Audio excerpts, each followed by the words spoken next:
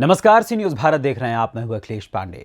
खबर प्रयागराज से है, जहां भारतीय किसान यूनियन लोक शक्ति द्वारा विगत वर्षों की भांति इस वर्ष भी प्रयागराज मेला क्षेत्र संगम तट के परेड ग्राउंड पर 3 दिवसीय राष्ट्रीय चिंतन शिविर का आयोजन किया गया।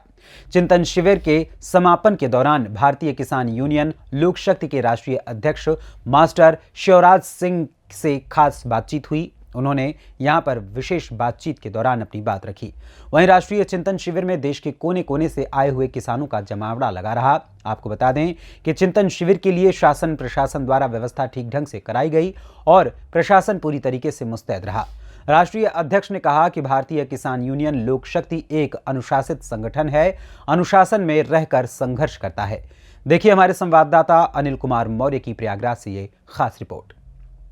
आज मैं इस वक्त प्रयागराज के परेड ग्राउंड में मौजूद हूँ। यहाँ पे जो है भारतीय किसान यूनियन लोक शक्ति का कार्यक्रम राष्ट्रीय पंचायत चल रहा है।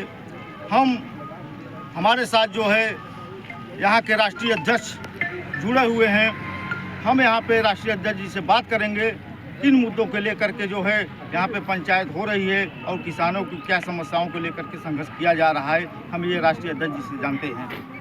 अध्यक्ष जी, आपको सी न्यूज़ भारत में बहुत बहुत स्वागत है। धन्यवाद आपका ये कार्यक्रम पंचायत चल रहा है, उस पर आप क्या कहेंगे? देखो, हमारा ये प्रतिवर्ष चिंतन शिविर लगता है प्रयागराज में 19, 20, 21 जनवरी को। इस वर्ष भी लगा, सफल आयोजन रहा। आज इसका समापन होगा। आज देश में बहुत सारे संगठन हैं और अपने तरीके से, हालांकि प्रयागराज में आपने देखा होगा, आप तो मीडिया से हैं, सिर्फ 3 या 4 संगठन ऐसे हैं जो यहाँ राष्ट्रीय चिंतन शिविर लगाते हैं और देश के कोने कोने से किसान आते हैं। हजारों की तादाद में रोज नए संगठन गठन होते हैं। मैं आपको बता दूं, भारतीय किसान यूनियन लोक शक्ति एक ऐसा संगठन है जिसने राष्ट्रीय स्तर पर एक कानून अभी बनवाया। जैसे खेतों की खतौनी होती है गाँव में, उसी प्रकार घरों की घरौनी बनाई जाए। ये आवाज़ भारतीय किसान लोक शक्ति की थी और आज माननीय प्रधानमंत्री महोदय और उत्तर प्रदेश के मुख्यमंत्री महोदय के द्वारा ये स्वामित्व योजना के नाम से पूरे देश में कानून बनाया और आज गाँव में घरों की घरौनी बनकर तैयार हो रही है। अभी राजस्थान में ECREP की एक योजना थी, नहर परियोजना, जो पूरा पानी मध्य प्रदेश को जाता था, उसकी 50% पानी अब राजस्थान को मिलेगा। ये आवाज़ भी भारतीय किसान लोक शक्ति ने उठाई थी और राजस्थान में बहुत बड़ी सफलता मिली है। माननीय मुख्यमंत्री महोदय जी के भारतीय किसान लोक शक्ति के ही प्रयास से एक हमारे ही गांव पर ट्रामा 150 बेड का अस्पताल और ट्रामा सेंटर दिया गया। 2 मेरी मांग पे डिग्री कॉलेज मेरी ही तहसील में दी गई। तो अगर संगठन काम करता है तो आवाज़ सरकार के कानों तक जाती है और अवश्य सफलता मिलती है। अभी तक देश में कोई भी संगठन ऐसा नहीं है जिसने राष्ट्रीय स्तर पर कोई कानून बनवाया हो। भारतीय किसान यूनियन लोक शक्ति ने स्वामित्व योजना के तहत गाँव में घरौनी बनाने का जो काम चल रहा है, भारतीय किसान लोक शक्ति की मांग थी और प्रधानमंत्री महोदय और माननीय मुख्यमंत्री महोदय जी ने भारतीय किसान लोक शक्ति की मांग मान करके संगठन का सम्मान भी रखा है। लेकिन अध्यक्ष जी, एक चीज़ हम आपसे और जानना चाहते हैं। आज देखा जाए तो भारतीय किसान यूनियन के कई संगठन मतलब खड़े हुए हैं। क्या अगर ऐसा हो नहीं सकता है क्या कि सारे संगठन के लोग अगर इकट्ठा होकर के अगर अपनी आवाज़ को उठाते हैं तो किसानों को शायद है कि कहीं कहीं समस्या का समाधान हो सकता है? नहीं, जो अपने आप को बड़ा संगठन कहता है, जो पहले बाबा टिकैत के नाम से संगठन चलता था, उनके अंदर दूसरे संगठनों को हजम करने की सामर्थ्य नहीं है। अभी जो हम यहाँ आए, हमारा जो कैंप कार्यालय था सरकार के द्वारा बनाया गया था, उन्होंने उसमें बहुत सारी अनियमितता की, ताकत के बल पर उसको खाली करवाया गया और उन्होंने भट्टी में पानी झोंकना, सारा ईंधन चोरी करना, इधर उधर की अव्यवस्था करना, ये उनकी मानसिकता खराब है। और फिर कुछ संगठन हम भी समझते हैं जिन्होंने संगठनों को बदनाम किया है, दलाली करने का काम करते हैं। भारतीय किसान यूनियन लोक शक्ति पूरे प्रदेश और देश के कोने कोने में काम कर रही है। आज तक इसकी छवि पर कहीं भी कोई भ्रष्टाचार का आरोप नहीं है। लेकिन अध्यक्ष जी, एक चीज़ हम आपसे और जानना चाहते हैं कि आज देखा जाए तो भारतीय जनता पार्टी की सरकार में भारतीय जनता पार्टी का ये दावा है कि हम किसानों के लिए जो है तमाम तरह की योजनाओं को मुहैया कराने का जो है काम किए हैं। नहीं, भारतीय जनता पार्टी क्या, सारी पार्टी इस प्रकार का दावा करती है। जब से देश आज़ाद हुआ है, विभिन्न राजनीतिक दलों ने देश प्रदेश पर शासन किया है, लेकिन किसानों की तरफ किसी भी राजनीतिक पार्टी ने अभी तक कोई ध्यान नहीं दिया है। किसान जैसे पहले था देश गुलामी में था, वही स्थिति आज भी है। आज भी देश का जो किसान है वो गुलामी की स्थिति में खड़ा हुआ है। प्रभुता पाए ताय मद नहीं, ऐसा जग में जन्मा को नहीं। जब सत्ता की सीट पे पहुंच जाते हैं वो प्रभुता में आ जाते हैं और किसानों की तरफ भूल जाते हैं। किसानों के नाम पे खाली सियासत की जाती है, किसानों के लिए गंभीरता से काम नहीं किया जाता। इसी बात को लेकर के 21 फरवरी को इको गार्डन में भारतीय किसान लोक शक्ति महापंचायत करेगी। अध्यक्ष जी, हम आपसे और जानना चाहते हैं, अभी ये लोकसभा का चुनाव सामने आ रहा है, तो उसमें क्या आपका किसान संगठन किस तरफ मोड़ ले सकता है? भारतीय किसान लोक शक्ति संपूर्ण रूप से राजनीतिक संगठन है, ना किसी संगठन का विरोध करती है और ना किसी को सपोर्ट करती है। कार्यकर्ता स्वतंत्र हैं, सारे सिपाही स्वतंत्र हैं। जो भी कैंडिडेट उनको अपने क्षेत्र में किसी भी पार्टी का है, स्वच्छ दिखाई दे, ईमानदार दिखाई दे, उसको वोट करें।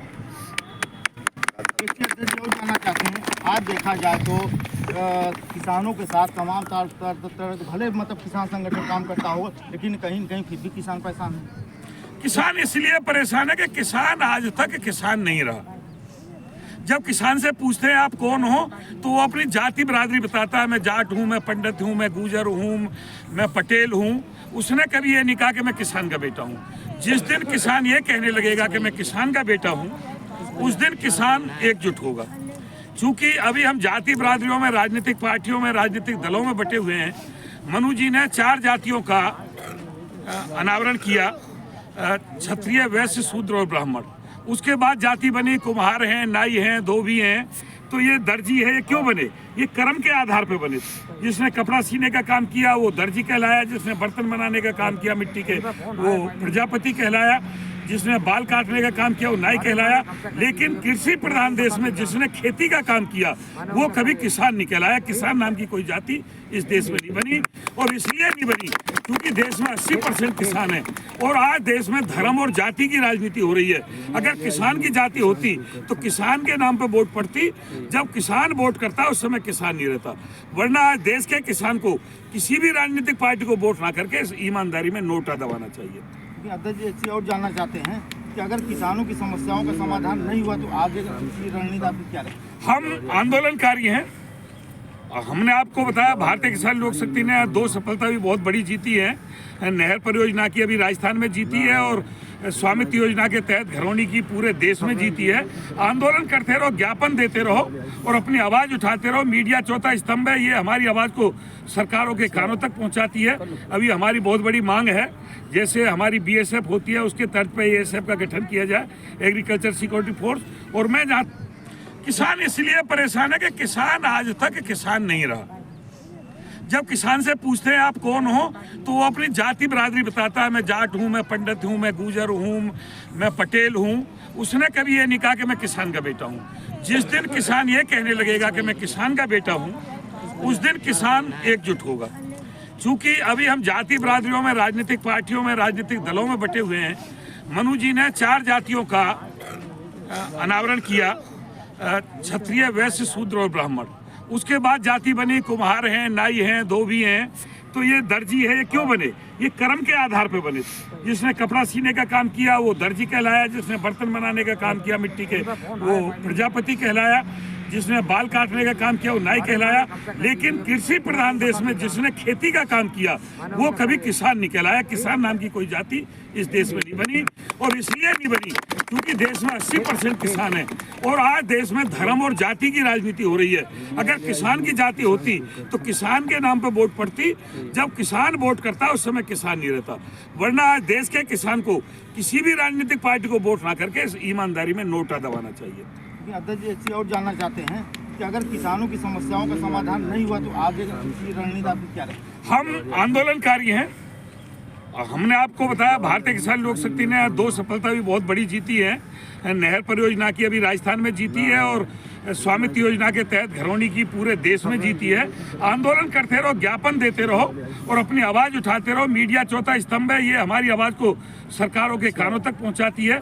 अभी हमारी बहुत बड़ी मांग है, जैसे हमारी BSF होती है उसके तर्ज पे ASF का गठन किया जाए, एग्रीकल्चर सिक्योरिटी फोर्स। और मैं जहाँ तक मानता हूँ अगर लगातार कंटिन्यू हम इस मांग को करते रहे तो एक दिन देश में ASF का भी गठन होगा। आखिरी सवाल अध्यक्ष जी, इस बार का आपका चिंतन शिविर का कार्यक्रम कैसा रहा? चिंतन शिविर में चूंकि अयोध्या में बहुत ज़्यादा भीड़ ना हो जाए इसलिए सारी ट्रेनों को इन्होंने अस्त व्यस्त कर दिया था। ट्रेनों के रास्ते बदल दिए थे, रूट बदल दिए थे, ट्रेनें बंद कर दी थी, लेकिन फिर भी हजारों की संख्या में किसान आया और सफल आयोजन रहा। बहुत बहुत धन्यवाद अध्यक्ष जी। अभी हमारे साथ जो है मौजूद थे भारतीय किसान यूनियन लोक शक्ति के राष्ट्रीय अध्यक्ष। उन्होंने किसानों के लिए तमाम तरह की उन्होंने अपनी बात को रखा। देखा जाए तो किसानों की समस्याओं को लेकर किसान संगठन अपने अपने चिंतन शिविर आयोजित करते रहते हैं। ऐसे में किसानों की समस्याओं पर गहनता से चिंतन किया जाता है। फिलहाल इस खबर में बस इतना ही। देश दुनिया की तमाम खबरों के लिए देखते रहें सी न्यूज़ भारत। हर खबर आपके साथ, आपके हाथ।